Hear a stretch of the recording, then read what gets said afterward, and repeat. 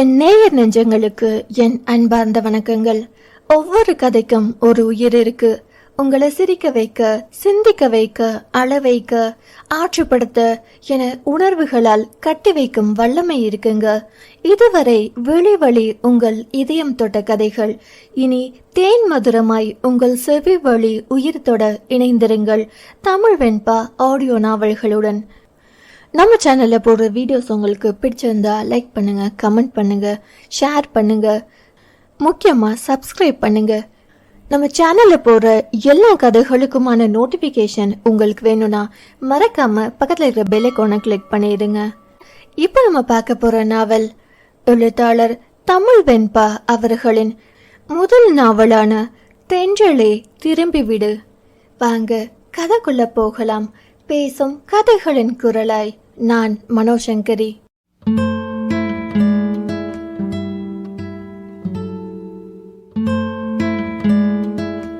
தென்றல் 11. தேர்வு முடிந்து திரும்பிய மது கண்டது தரையில் சுருண்டு படுத்திருந்த யாழை தான். அவளின் அருகில் சென்று தோளை தொட தலைநிமிர்ந்து அவளை பார்த்தவளின் முகம் அழுகையில் விம்மி வீங்கி போயிருந்தது. திடுக்கிடலுடன் அவளை பற்றி உலுக்கி எத்தனை முறை என்னவென்று கேட்டும் பதிலில்லை. பதில் சொல்லும் நிலையில் அவள் இல்லை. சித்தம் ஒரு மாதிரி மறுத்து செயல் இழந்திருந்தது. மகிழனுக்கு விபத்து என்று கேள்வியுற்றதிலிருந்து அவனை தவிர வேறு எதையும் சிந்திக்க மறுத்தது அவள் சித்தம். அவனுக்கு ஒன்றும் ஆகிவிடக் கூடாது என்ற எண்ணத்தை தவிர எதுவுமே அவளின் சித்தத்தை தொட முடியவில்லை. சுற்றம் உரைக்கவில்லை, உலகம் சுழலவில்லை, நொடிகள் நகரவில்லை. இதுவரை அவள் அழுதே மது கண்டதில்லை. ஆனால் இன்று முகமே வீங்கி ஆளே மாறி அமர்ந்திருந்தவளை கண்டு என்னவோ என்று துடித்துதான் போனாள். அவளிடம் பதிலே வரவில்லை என்றதும் எழுப்பி அமர வைத்தவள் முன்பை விட இன்னும் சத்தமாய், ஒன்ன தாண்டி கேட்கிறேன், என்னென்ன சொன்னா தானே தெரியும், சொல்லியாள், என்னாச்சு, என்னென்ன சொன்னா தானே நான் ஏதாவது பண்ண முடியும், ஏதாவது சொல்லுமா என்றாள். அவளின் கன்னங்களில் மென்மையாக தட்டி அந்த நொடிதான் மது அங்கிருப்பதையே உணர்ந்து கொண்டவள். பெரும் துக்கத்தை பகிர துணை கிடைத்த தம்பிள் தாவி அவளை இறுக்கி அணைத்து கொண்டு கதற தொடங்கி இருந்தாள். யாழை ஆதரவாக அணைத்து கொண்டே, என்னாச்சு சொல்லு என இதமாக அவள் தலைமுடியை வருடியபடியே ஆதரவாய் வினவினாள் மது. அதில் சற்று தைரியம் வர பெற்றவளாக, மகி, என் மகி போன் என தேம்பியபடி ஏதோ சொல்ல அது புரியாமல் போகவே யாழ் கை காட்டிய திசையில் பார்த்தாள். அங்கே அவள் போன் கீழே விழுந்து உடைந்து கிடந்தது. அதை எடுத்து ஒன்றாக்கி உயிர்ப்பித்தாள். நல்ல வேலை, பெரிதாக ஒன்றும் ஆகாமல் அதுவும் வேலை செய்தது. கடைசியாக தனது தந்தை அழைத்து இருக்கவே மீண்டும் அவருக்கு அழைத்து விவரங்களை தெரிந்து கொண்டாள் மது. மது எந்த சூழ்நிலையிலும் பதறுபவள் கிடையாது. அதனாலேயே ரத்தம் தேவைப்படலாம் என்று நினைத்த மாத்திரத்தில் மாற்று கருத்தின்றி அவளுக்கு அழைத்திருந்தார் அவள் தந்தை. அவர் கூற எல்லாவற்றையும் தெளிவாக கேட்டுக்கொண்டவள், என்னை மன்னிச்சிடியாள், நான் எது பண்ணாலும் அது உன் நல்லதுக்கு தான் என மனதோடு தோழியிடம் மன்னிப்பை யாசித்தவள் தன்னிடமிருந்து அவளை பிரித்து அமர வைத்தாள். இங்க பாரியாள், அழுதா எல்லாம் சரியாயிடுமா, எந்திரி, முதல்ல என்னாச்சுன்னு போய் பார்க்கலாம் என்றாள் அதட்டலாய். யாழ் எதுவும் சொல்லாமல் அழுது கொண்டே இருக்க இப்படியே அவளை அழைத்து சென்றாள். நிறைய பேருக்கு பதில் சொல்ல வேண்டி வரும் என்பதால் யாழின் அழுகையை மட்டுப்படுத்த முயன்றாள் மது. இங்க பாரியாள், அண்ணனுக்கு அடிபட்டிருக்குதா, அதுக்குன்னு நீ இப்படியே அழுதா எல்லாம் சரியாகிடுமா, நீ இப்படியே இங்கேயே அழுதுட்டு உட்கார்ந்துருக்க போறியா, இல்ல என் கூட வரியா சொல்லு. மதுவின் இந்த கேள்விக்கு கொஞ்சமாய் பலன் இருந்தது. நான் வரேன் என்றாள் திணறலாய் யாழ். அப்போ முதல்ல கண்ணத்தோட, இல்லைன்னா பார்க்குற எல்லாரும் என்னன்னு கேட்பாங்க என மது கூறவும் வேகமாய் கண்களை துடைத்து கொண்டாள் யாழ். மூச், எதுவும் பேசாமவா, மற்ற எல்லாத்தையும் நான் பார்த்துக்கிறேன் சரியா என மது வினவவும் வேகமாக தலையாட்டினாள் அவள். அவள் கைகளை பிடித்து வெளியே அழைத்து வந்தவள் வார்டனிடம் விவரம் கூறி இரவுதான் வருவோம் என அனுமதி வாங்கி கொண்டு யாழை வெளியே அழைத்து வந்தாள். அவசரமாய் ஆட்டோ ஒன்றை அமர்த்தி கொண்டு இந்திரா காந்தி மருத்துவமனை நோக்கி விரைந்தனர் அவர்கள். அதுவரை அழுகையை அடக்கியபடி அமைதியாக இருந்தவள் மதுவின் கரத்தினை பற்றி கொண்டு, என் மகிக்கு ஒன்னும் ஆகாதில்ல என்றாள் கலக்கமாக. பெருசா எதுவும் இருக்காது, பயப்படாத என்றாள் மது ஆறுதலாய். யாழின் மனதில் மகள், கோவிலில் தான் செத்தாதான் என் காதல் உனக்கு புரியுமாடி என வினவிய வழி மிகுந்த வார்த்தைகளே மீண்டும் மீண்டும் நினைவுக்கு வந்தது. அவன் கண்களில் அன்று தெரிந்த வழி இன்று யாழின் கண்களில் கண்ணீரை வரவழைத்து கொண்டிருந்தது. மகி, நான் புரிஞ்சுக்கிட்டேன்டா, ப்ளீஸ் நீயும் என்னை விட்டு போயிடாத. நீ இல்லாம நான் எப்படி இருப்பேன்? உன் கண்ணம்மா அழறேன் பாருடா, ப்ளீஸ் உன் கண்ணம்மா கிட்டே திரும்பி வந்துடு மகி, என்னை விட்டுட்டு மட்டும் போயிடாத ப்ளீஸ்டா, என்கிட்டயே வந்துடு என ஓயாமல் புலம்பிக் கொண்டு வந்த யாழை சமாதானமாக அணைத்தபடி வந்தாள் மது. நகரின் பிரபலமான மருத்துவமனை அது. மருத்துவமனைக்கே உரிய பரபரப்போடு இயங்கிக் கொண்டிருந்தது. மருந்துகளும் டெட்டால்களும் கலந்த நெடி நாசியை அழுத்தமாய் நிரடியது. மாலை நேரம் என்பதால் பார்வையாளர்கள் கூட்டமே அதிகம் இருந்தது. அங்கே ஒரு சில நோயாளிகளும் இருந்தனர். அப்போதுதான் மதுவும் யாழும் அந்த மருத்துவமனைக்குள் நுழைந்தனர். ஏற்கனவே எல்லா விவரங்களையும் மதுவின் அப்பா சொல்லி இருந்ததினால் எங்கும் விசாரிக்காமல் நேராக அவர்கள் இருந்த அறைக்கு சென்றனர். இருவரும். யாழ் புலம்பி புலம்பி ஓய்ந்து போயிருந்தாள். கண்கள் சிவந்து முகம் வெளிர வருபவளை கண்டாள். எவருக்கும் ஒரு நிமிடம் சோகம் மனதை கவும்.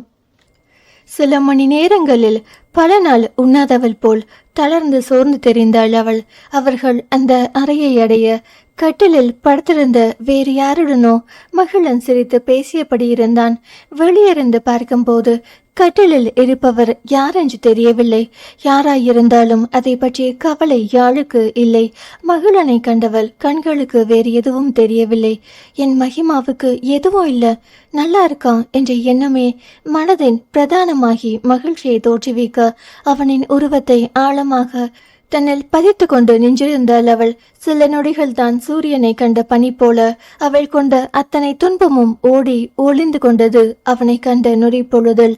இதுவரை இருந்த பிரிவின் ஆட்சாமை மேலோங்க தன் நிலை மறந்து பருந்திடமிருந்து தப்பிப்பதற்காக தாய் கோழியை ஒன்றும் கோழி குஞ்சினை போல ஓடி சென்று தன்னவனின் மார்பினில் தஞ்சம் புகுந்தாள். திடீரென அங்கே யாழை எதிர்பார்க்காத மகள், அதுவும் இப்படி அவனை கட்டிக்கொண்டு தேம்பி தேம்பி அழும் அவளை கொஞ்சமும் எதிர்பாராதவன் திடுக்கிட்டு தடுமாறிதான் போனான்.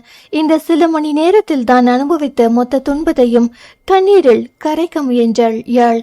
அங்கு என்ன நடக்கிறது என்று புரியாமல் கை கால்களில் கட்டுடன் படுத்திருந்த கவின் பார்வையை சுழலவிட அங்கே ஒரு ஓரத்தில் நின்று கைகளை கட்டியபடி சிரித்து கொண்டிருந்தாள் மது.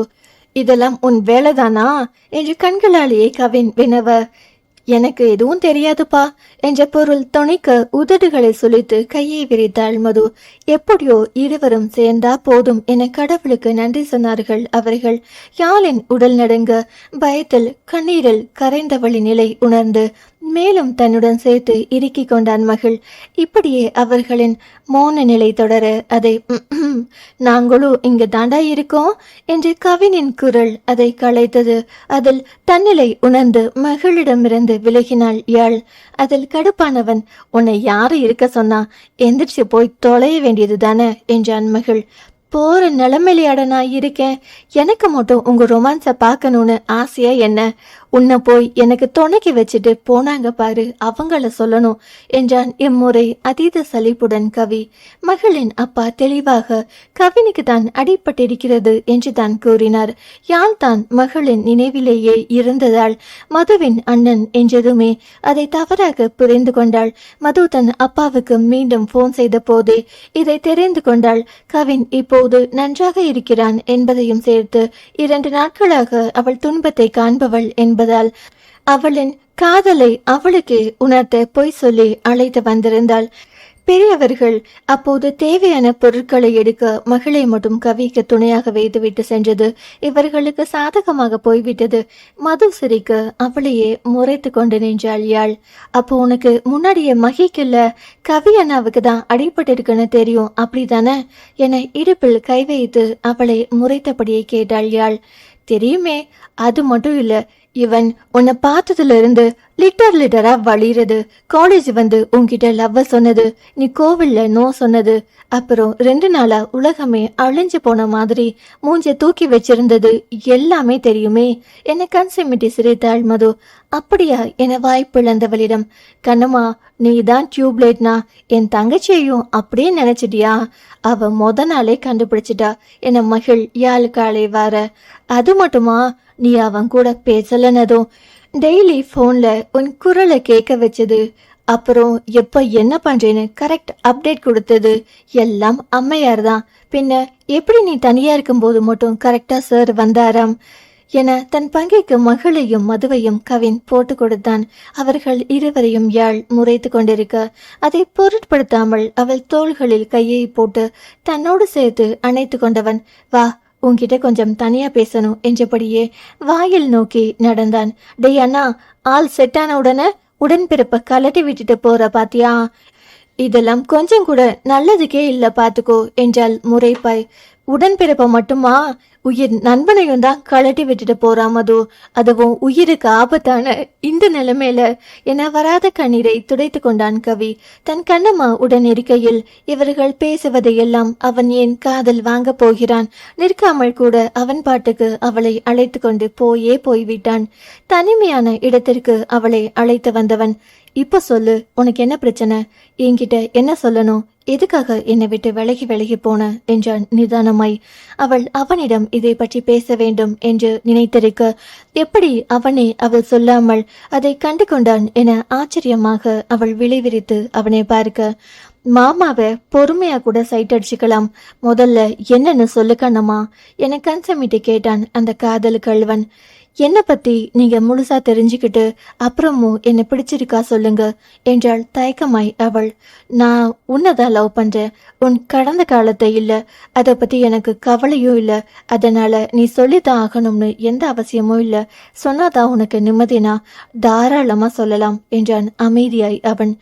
என்ன பத்தி நீங்க முழுசா தெரிஞ்சுக்கணும், காதல்ல எந்த ஒளிவு மறைவும் இருக்கக்கூடாது என தொடங்கியவள் தன்னை பற்றி முழுவதும் சொன்னாள்.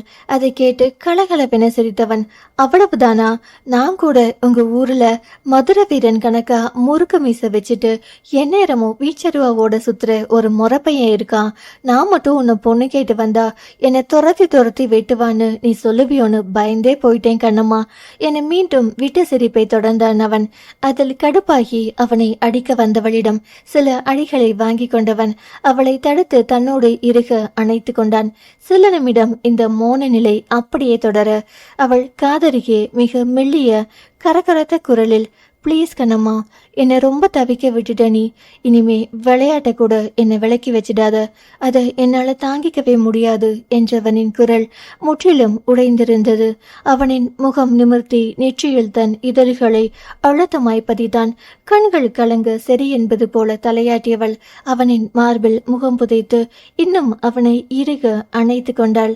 அவன் தான் பின்னாளில் அவளை காயப்படுத்தி விலக்கி வைக்க போகிறான் என்று அப்போது அவனுக்கு யார் சொல்வது? தொடரும். அடுத்த அத்தியாயம் நாளை கேட்கலாம்.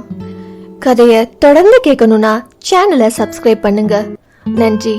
பேசும் கதைகளின் குரலாய் நான் மனோசங்கரி.